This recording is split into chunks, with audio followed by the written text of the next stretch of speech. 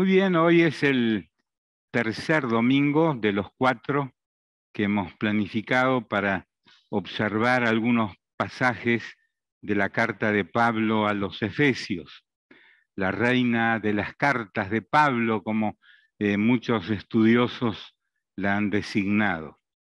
El próximo domingo vamos a observar algunas partes de la siguiente parte de la carta, y será la última vez que estaremos, por lo menos ahora conmigo, con estos mensajes. Anótelo por allí para leerse y estudiar todo el pasaje, Efesios capítulo 4 hasta el capítulo 6, verso 9. Andaremos dentro de ese pasaje el domingo que viene. Hoy quiero dividir el tiempo del sermón en 2 secciones de esta carta. Uno, Efesios 2, del 1 al 10, y Efesios 3, del 14 al 21. Serán los 2 pasajes de la carta que procuraré cubrir en cuanto al tiempo que tengo. Cualquiera de las 2 secciones indicadas tienen tanto contenido que si nos quedáramos en los detalles de cada frase, de cada palabra, de cada versículo, el tiempo no nos alcanzaría hoy y sería para mirarlo durante varios otros domingos. Pero veamos algunos pensamientos de estos 2 segmentos y, como lo he dicho en domingos anteriores, no es un estudio exegético del pasaje. A eso se dedican más las maestras y maestros de la escuela dominical los domingos a las 10 de la mañana. Así que observemos el primer segmento, Efesios 2, del 1 al 10, y les invito a leerlo en voz alta todos juntos, los que estamos aquí en el templo y ustedes que están en el Zoom, en sus casas o donde se encuentren, también que busquen el pasaje y lo lean si están solos o acompañados allí en el Zoom, que también lo lean en alta voz. Miramos las Biblias y leemos todos juntos. 2, del 1 al 10. Y Él os dio vida a vosotros cuando estabais muertos en vuestros delitos y pecados, en los cuales anduvisteis en otro tiempo, siguiendo la corriente de este mundo, conforme al príncipe de la potestad del aire, el espíritu que ahora opera en los hijos de desobediencia, entre los cuales también todos nosotros vivimos en otro tiempo en los deseos de nuestra carne, haciendo la voluntad de la carne y de los pensamientos, y éramos por naturaleza hijos de ira, lo mismo que los demás. Pero Dios, que es rico en misericordia, por su gran amor con que nos amó, aun estando nosotros muertos en pecados, nos dio vida juntamente con Cristo. Por gracia sois salvos. Y juntamente con Él nos resucitó y asimismo nos hizo sentar en los lugares celestiales con Cristo Jesús, para mostrar en los siglos venideros las abundantes riquezas de su gracia en su bondad para con nosotros en Cristo Jesús. Porque por gracia sois salvos por medio de la fe, y esto no de vosotros, pues es don de Dios, no por obras, para que nadie se gloríe, porque somos hechura suya, creados en Cristo Jesús para buenas obras, las cuales Dios preparó de antemano para que anduviésemos en ellas. Hasta aquí la lectura de la palabra de Dios. Tal vez concuerde conmigo que este es uno de los pasajes de las cartas de Pablo y de las cartas apostólicas más importante en cuanto se refiere a la salvación, el plan de salvación de Dios. Por eso hay que no solamente hoy observarlo, sino a menudo, pensando en nuestra propia personal salvación. Es una de las doctrinas fundamentales de las iglesias evangélicas. Salvación por Cristo, por gracia y por la fe. Él os dio vida, dice el versículo con que inicia el segmento. Primero hace el repaso de lo que éramos y ahora lo que somos. Y hace notar la diferencia, Pablo, usando algunos términos que pueden ser un tanto antipáticos. Por ejemplo, estábamos muertos en vuestros delitos y pecados, afirma en el verso número 1. En el 2 dice, anduvisteis en otro tiempo. Lo más probable es que muchos de nosotros, los que estamos en el templo, los que están reunidos a través de internet, puedan decir, bueno, yo no soy tan culpable de todo esto. En otro tiempo yo no vivía de esta manera.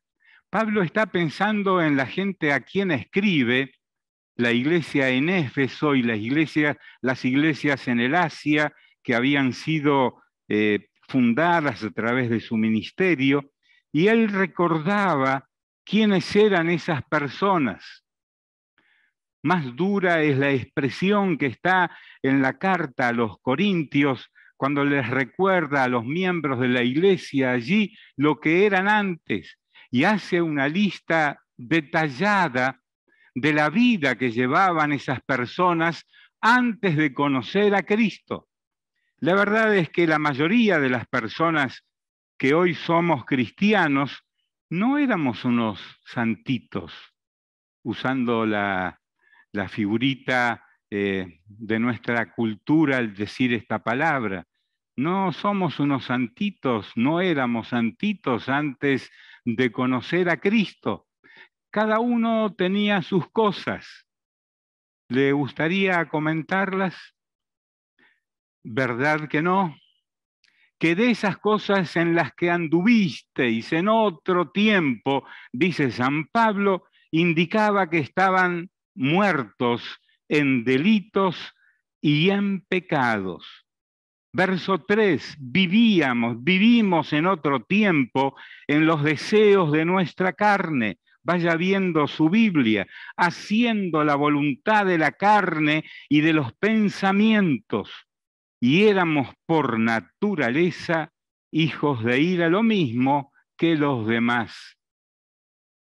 La verdad es que no somos mejores que nadie, ni aún ahora que somos hijos de Dios y hemos sido sacados del sendero de la desobediencia y de la ira de Dios y puestos en otro camino.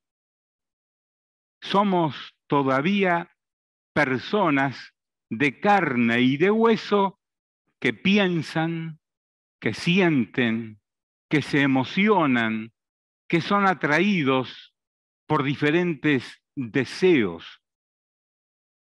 La diferencia hoy estriba en que tenemos a Cristo para la defensa, la autodefensa y evitar caer en las mismas costumbres que hemos caído en el pasado sin Cristo. De esas diferencias hablaremos el próximo domingo.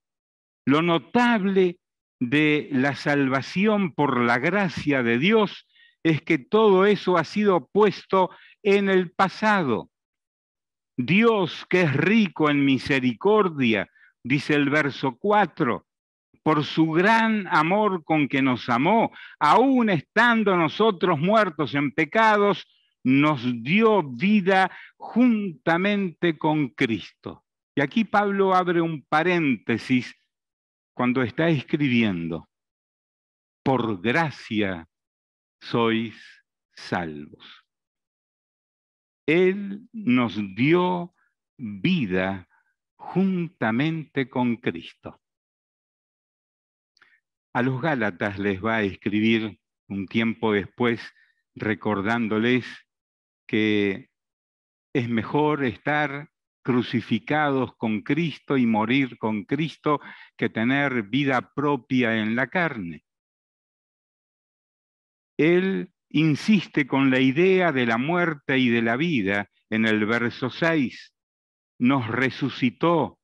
Y luego de eso, lo que ya estuvimos viendo en el capítulo 1, en domingos anteriores, nos hizo sentar en lugares celestiales, nos sacó de las tinieblas, nos llevó a la luz. Así que la notable diferencia que hay entre muerte y vida, tinieblas y luz, ocurre por la gracia de Cristo que opera en nuestras vidas. Es notable, leyendo este segmento de la carta, observar que la generación a la que Pablo escribía hoy se parece nuestra generación a aquella, en todos los aspectos, quizás hoy más acentuados por las informaciones que recibimos de las conductas humanas en todo el mundo. Pero describe Pablo a ese pueblo sin Dios, desobediente, hijos de la ira, como dice el verso número 3, por naturaleza hijos de la ira. Él describe lo que hoy los seres humanos todavía aún somos, con todos los adelantos, con toda la tecnología, con toda la ciencia, con todas las democracias, etcétera, que existen en el mundo y que gobiernan a los pueblos. Los seres humanos de hoy nos parecemos a aquellos a los que Pablo describe. Todavía parece que seguimos edificando una generación tras otra sobre las mismas ruinas que nos han llegado a catalogar, como Pablo lo hizo, de personas muertas y sin vida, o muertos en vuestros delitos y pecados, como dice el verso número 1. ¿Por qué será que no terminamos de cambiar de una vez los seres humanos? ¿Por qué no cesan de una vez, ya después de tantos siglos, los males que nos infringimos unos a otros? Fíjese usted cuánto hace que en la lista de oración del boletín de la iglesia aparece al final una frase que dice: oremos por el conflicto entre Rusia y Ucrania, que ya no es de dos países, sino de muchos más que se han involucrado. Y en este mismo momento, ¿cuántos están dando sus vidas por causa de esa situación? Y seguiremos orando. Y está bien que lo hagamos para que haya paz, para que termine el conflicto, pero esa es la historia continua de los seres humanos en la tierra. No ha cesado. ¿Por qué? Porque los seres humanos siguen siendo lo mismo que describe Pablo en este pasaje.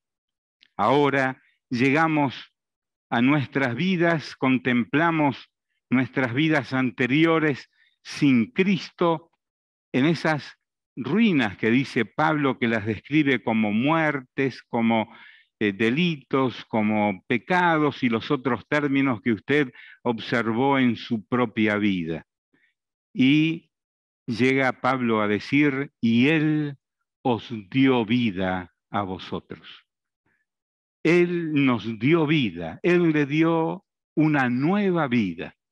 Va a describir esa experiencia cuando Pablo escribe diciendo acerca de la experiencia de conversión de un carcelero donde él estaba preso, cuando él le dice al carcelero, cree en el Señor Jesucristo y serás salvo, sigue diciendo lo mismo hoy también para nuestras vidas, ser salvos de los pecados de la presente generación.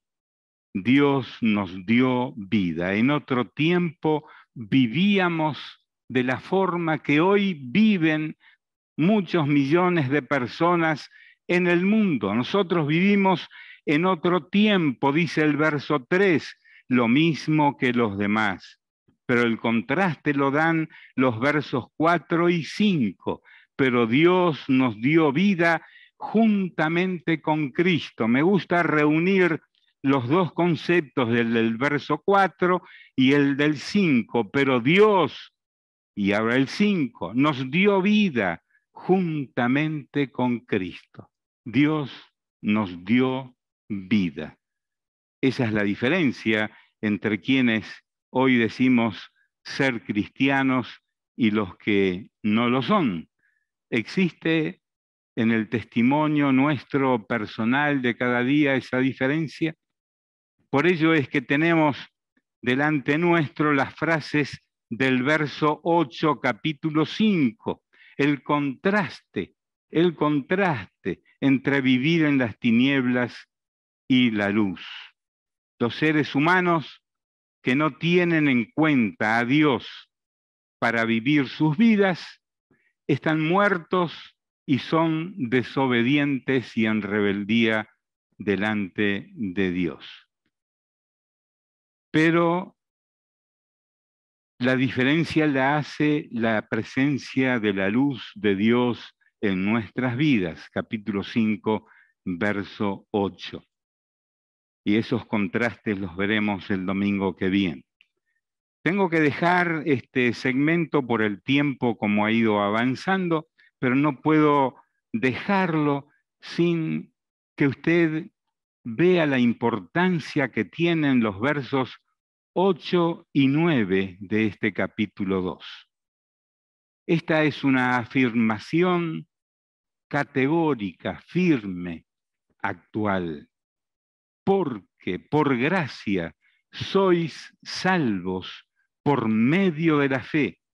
Y esto no de vosotros, pues es don de Dios, no por obras, para que nadie se gloríe.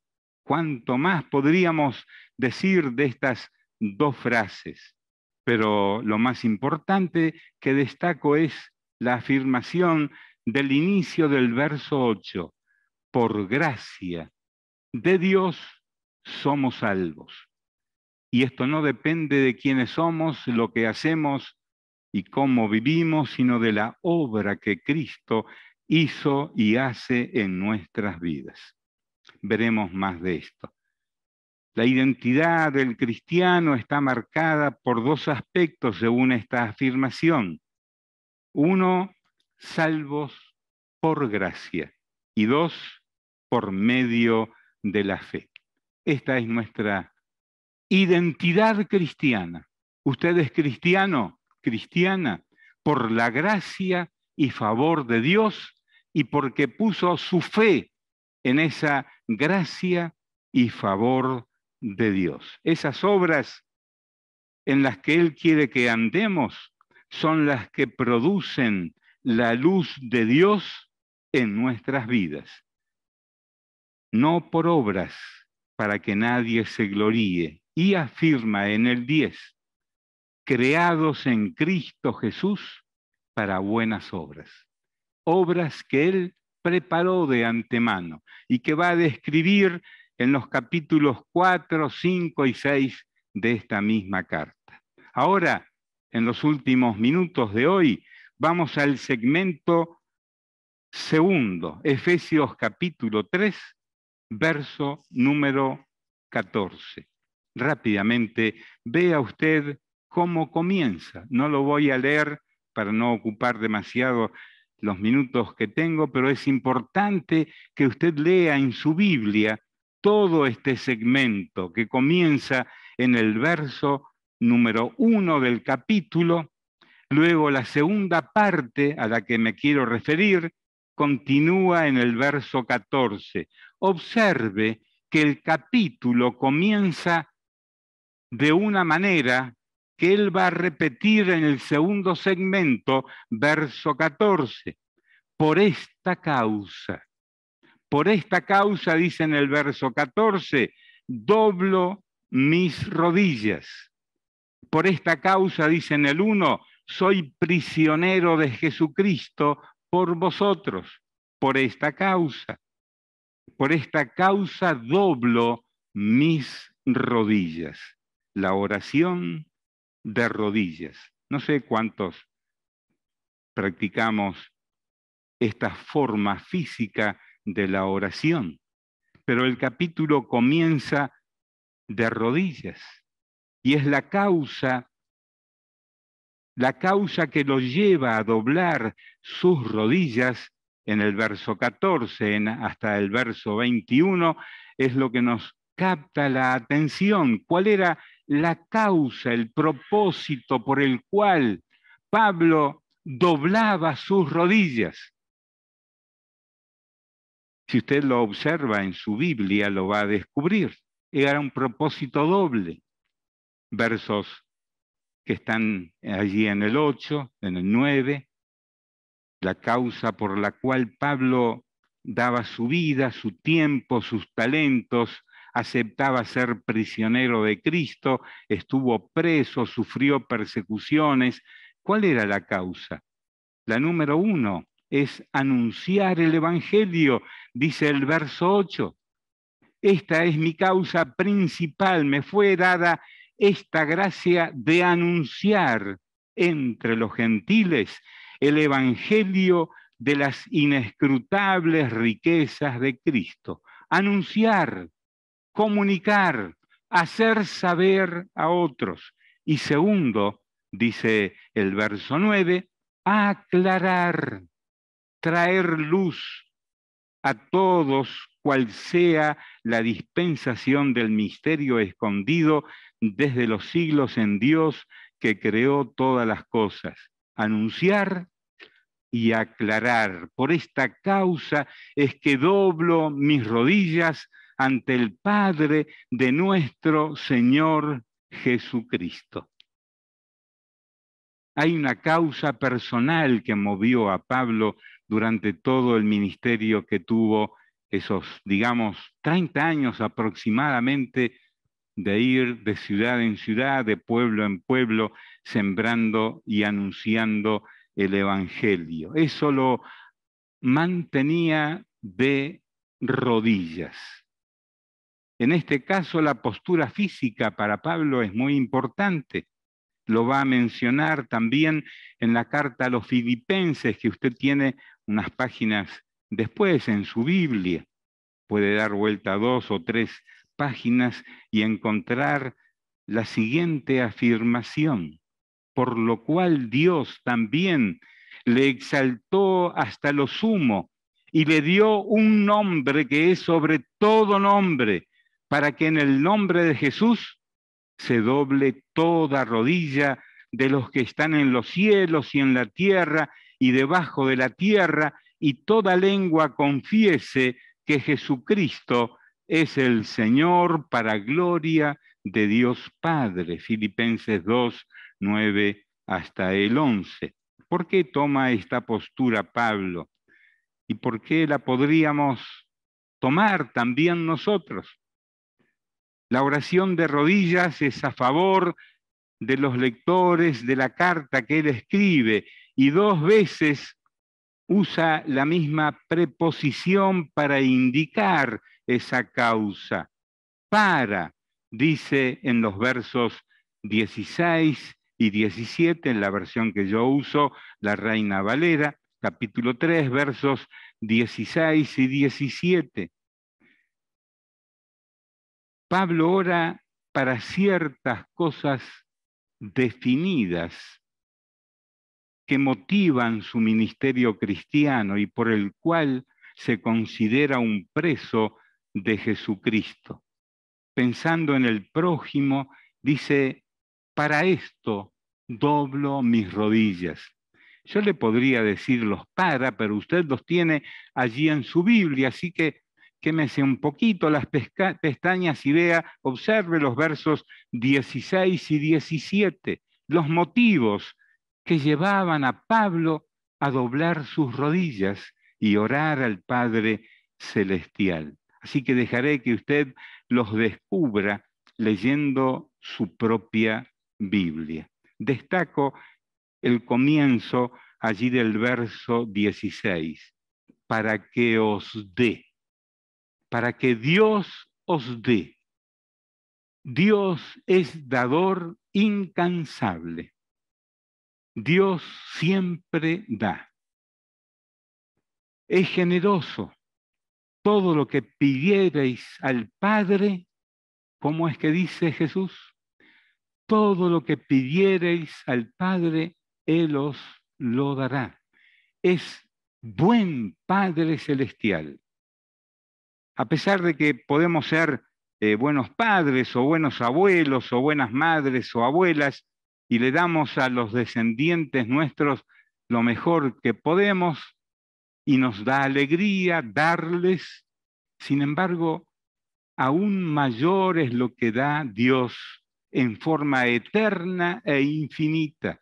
Dios no se cansa de dar, entre esas cosas, nuevas oportunidades para que el que vivió estando lejos de Dios tenga una nueva oportunidad de vivir de otra manera. Nos invita a recibir su salvación, a cambiar de vida, salir de las tinieblas y ser mejores personas. Dios Padre es dador por excelencia de todo aquello que nos beneficia siempre. No nos va a dar cosas malas, nos da lo bueno para que os dé, y ahí describe todo lo bueno que Dios quiere dar y que usted puede ver en su Biblia en los versos 16 y 17. Esto es algo asombroso de parte de Dios. Él no se cansa de beneficiarnos. Entre esas cosas, tiene misericordia, nos perdona, restaura nuestras vidas si nos hemos caído y tropezado, nos da nuevas oportunidades, nos permite servirle en alguna manera, sea colectivamente o individualmente, sea dentro de la iglesia, del cuerpo o fuera de ese cuerpo. Dios nos da aún dones espirituales para que podamos usar en beneficio de otros. Eso nos ayuda a mantenernos de rodillas y decirle al Señor, usa mi vida para tu gloria. Por eso es que llegamos a la parte final de este segmento y que yo les invito a leer con mucha reverencia, a leer con mucho cuidado y atención, y en voz alta ahora otra vez. A ustedes que están en el Zoom también, tomen sus Biblias, los que estamos aquí nos uniremos para esta parte final que es magnífica en contenido, versos 20 y 21. Entonces, la forma en que comienza con ese y es un y copulativo que une lo anterior con lo que él va a decir. Llego a esta conclusión, dice Pablo, no puedo hacer otra conclusión sino decir, y leamos, y a aquel que es poderoso para hacer todas las cosas mucho más abundantemente de lo que pedimos o entendemos, según el poder que actúa en nosotros. A Él sea gloria en la Iglesia, en Cristo Jesús, por todas las edades, por los siglos de los siglos. Amén. Por si no me entendieron, dice Pablo, no solamente por todas las edades, sino por los siglos de los siglos, tiempos de los tiempos.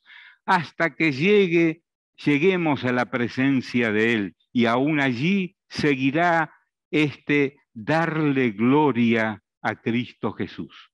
Que todo lo que hagamos, que todo lo que digamos acerca de Dios, de la iglesia y de otras personas, le dé gloria a Jesucristo. Lo que pensamos aún, que le dé gloria a Jesucristo. En eso estamos, ¿verdad? Superando día a día esas limitaciones humanas que nos recuerdan que hay tinieblas muy cerca de nuestras vidas y que podríamos volver a ellas descuidando este principio de darle gloria a Cristo por todas las edades, por los siglos de los siglos. Y después del punto que hay un enfático amén. No termina Pablo su escrito, porque sigue la carta, pero le pone punto final a algo que es muy trascendente e importante para la vida de los cristianos y de las iglesias de Jesucristo. Todo lo que él dijo desde el 1 hasta el verso 19. Amén, decimos, a él sea la gloria en Cristo Jesús por todas las edades. Y tal vez usted puede hacerlo más personal. A Él sea la gloria en mi vida por todos los años que me restan, hasta que me lleve a su presencia y día por día. Para Él sea la gloria en la iglesia, en mi vida, en el hogar, en el trabajo, donde sea que esté, a Él sea la gloria. Una propuesta buena, ¿verdad? Para vivir de otra manera diferente a la que vivíamos sin fe y sin esperanza, para que habite Cristo en nuestras vidas. Vamos a orar. Señor, gracias esta mañana que nos has permitido congregarnos aquí. Hoy te damos gracias por este lugar que es común para todos nosotros y que nos permite vernos, oírnos, estudiar tu palabra como lo hicimos hoy temprano, cantar, orar. Gracias, Señor, que podemos estar reunidos en tu nombre, bajo tu autoridad.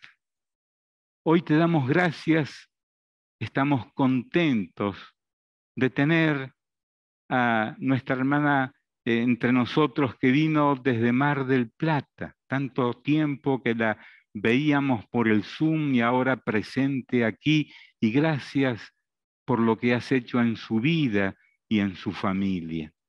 Y gracias por cada uno de los que estamos aquí, por cada mujer, por cada hombre, joven, adulto, anciano, y por quienes están ahí en el Zoom también. Gracias por ellos. Señor, bendice a cada uno con toda bendición espiritual en tus lugares celestiales, donde nos tienes sentados con Cristo Jesús. Gracias, Señor, bendice a cada vida, guarda y protege a cada uno. Hoy recordamos con cierta tristeza a quienes están pasando por días difíciles, por limitaciones de salud. Tenemos los nombres en nuestra memoria, sus rostros, y pedimos tu bendición para ellos, que tu paz les alcance y que tu salud celestial descienda sobre sus cuerpos enfermos y sean sanados, no solamente espiritualmente, también físicamente, Señor. Anunciamos que tú eres Dios de sanidad, Dios de salud, y te pedimos esta bendición para nuestras hermanas y hermanos que están afligidos.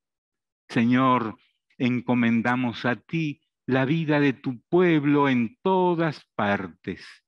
Sea tu nombre glorificado en la Iglesia y en el mundo entero. Nos encomendamos a ti ahora al salir de aquí. Guarda y protege a cada uno. En el nombre de Jesús. Amén. Amén.